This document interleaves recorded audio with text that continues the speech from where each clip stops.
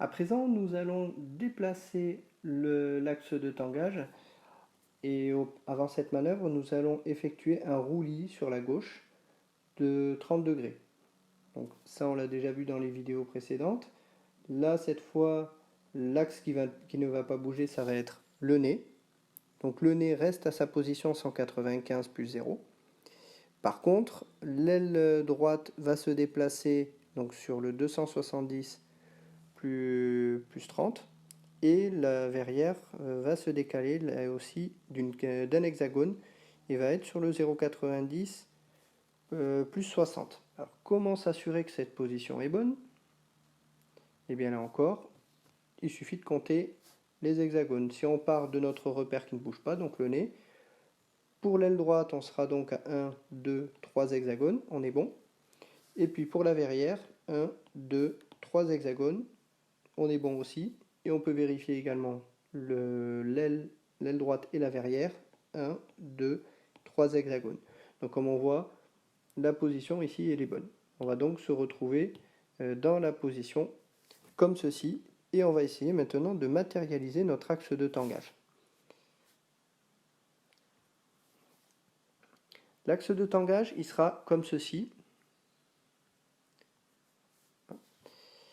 Donc, de la même manière comme dans la vidéo précédente, j'ai matérialisé les parties qui seront sur la partie supérieure de la sphère en bleu et les parties inférieures de la sphère, donc sous l'horizon, en rouge. Et on va avoir le même cheminement que ce que l'on a eu dans la vidéo précédente.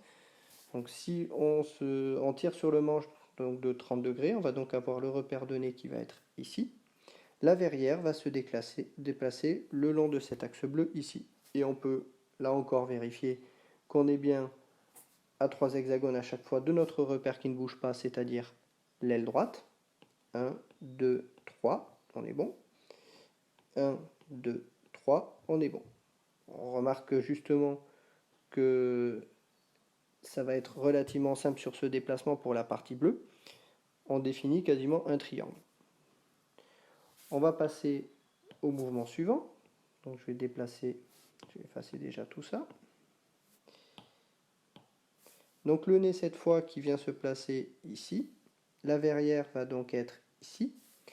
Et là encore, on va compter nos hexagones pour s'assurer que notre position est bonne. 1, 2, 3. 1, 2, 3. Et 1, 2, hop, j'ai oublié. Pas sur cet axe. Hop. Et donc entre le nez et la verrière, 1, 2, 3. Là aussi, on est bon. Tous nos repères sont à 3 hexagones les uns des autres. On continue notre déplacement. On va cette fois avoir donc le nez qui va venir ici et la verrière qui va se situer ici. Donc là encore, il suffit de compter. Alors ce repère-là, le repère du nez, ça ne posera pas de souci puisque c'était la position de la verrière précédemment. Donc 1, 2, 3, on est bon. Et 1, 2, 3. Mais on peut également compter comme ceci. 1, 2, 3. Ou 1, 2 et 3. Donc ça marche aussi en comptant comme ça. Donc là aussi, on est bon. Par contre, sur le mouvement suivant, la verrière va se retrouver sous l'horizon. Et donc on va suivre la partie rouge. Donc la verrière ici, je ne l'entoure pas parce qu'elle est sous l'horizon. Et notre repère du nez va se déplacer ici, toujours en restant au-dessus de l'horizon, sur la partie bleue. Et là aussi, on peut compter. Donc pour le repère du nez, ça ne représente pas de difficulté particulière. 1, 2, 3. Voilà. Le repère de la verrière, cette fois, il est passé sous l'horizon. Il va falloir donc passer par l'horizon et donc par le cercle 0 degré. Et donc là, il va falloir compter comme ceci. 1, 2, 3. Voilà. Ou 1, 2, 3. Donc là aussi, ça marche aussi. Donc le repère, il est aussi à 3 hexagones. Si on prend le repère maintenant de la verrière et du nez, pour vérifier qu'on est bien à 3 hexagones, il va falloir passer par le cercle 0 degré pour passer l'horizon. 1, 2 et 3. On est bien à 3 repères de des uns des autres. Vous pouvez continuer comme ceci jusqu'aux autres positions et vous verrez qu'on est systématiquement à 3 hexagones entre les repères. Je vais prendre le repère qui est peut-être un peu moins évident. On va déplacer la verrière ici. Voilà. Donc on se déplace encore un cran et le nez va être donc ici.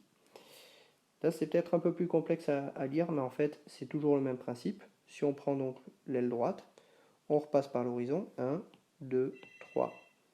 Ensuite on prend donc le nez. Alors on va être pareil par rapport à la verrière. On va être 1, 2, 3. Donc là aussi c'est bon. Et le nez, lui, on voit aussi 1, 2, 3 par rapport à notre repère de l'aile droite. Donc on est bon aussi. Je vous montre un dernier repère quand même, histoire que ça vous parle.